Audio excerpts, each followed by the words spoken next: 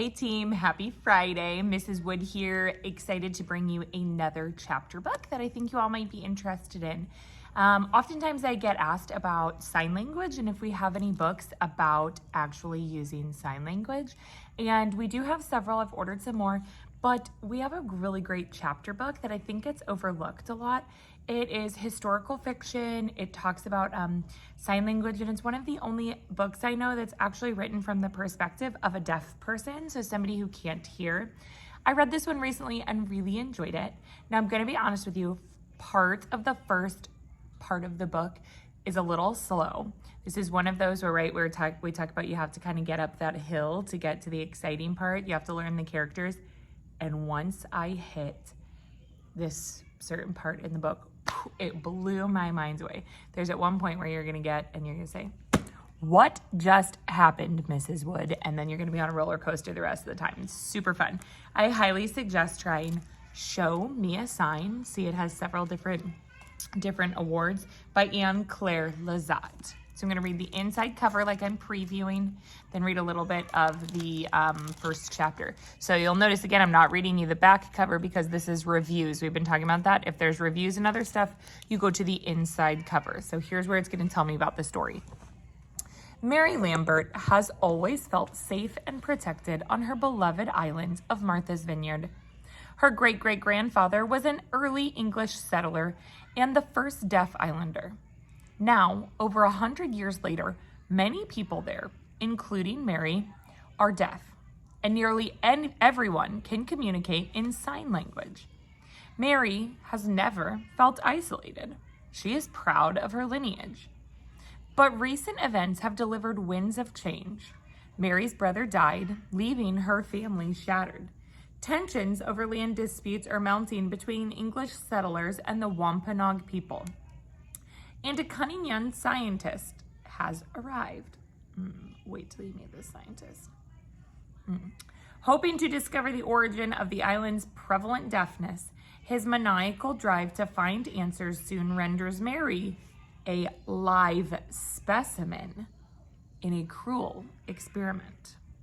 Her struggle to save herself is at the core of this penetrating and poignant novel that probes our perceptions of ability and disability. It will make you forever question your own ideas about what is normal. It's definitely true. This book is going to blow your mind.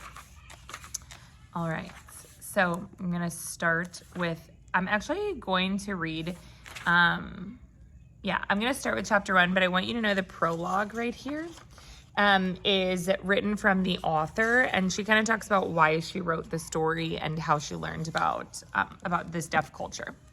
Chapter 1. I like to walk early in the morning before I begin my chores. Even in this crisp November weather, I use my birch stick to poke at curious things on the ground, like the tunnels made by moles.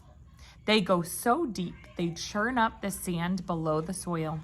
When I leave home early enough, I can see bright flashes from the gay headlight in the distance. But today, the sun is up. I run my stick across the top of the mossy stone wall that frames the high road and watch the sea glitter behind the gabled houses with sloping yards. Seagrass borders the sand, blowing lightly in the cool breeze. Blue crabs burrow into the mud near the shore, where they'll lay dormant for the winter. On the beach, there is little left of the humpback whale that washed upon our shores 4 days ago, delivered by the Almighty. My closest friend, Nancy Skiff, and I discovered the whale while playing. It was already dead when we found it, but its smell was not yet putrid. Small seabirds pecked at its carcass.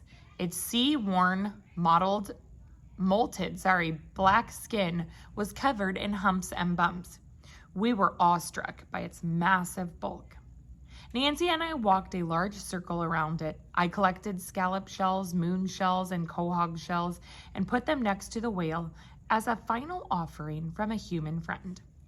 Nancy took a recorder out of her cloak and played a song to guide the beast to its end.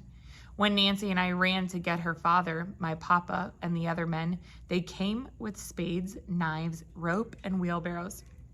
As they made plans to dispose of the whale, Papa, sensing my sadness, signed to me assuredly, "Not one piece shall go unused. Meat for the whole town, oil for our lamps, and baleen in the beast mouth for brushes."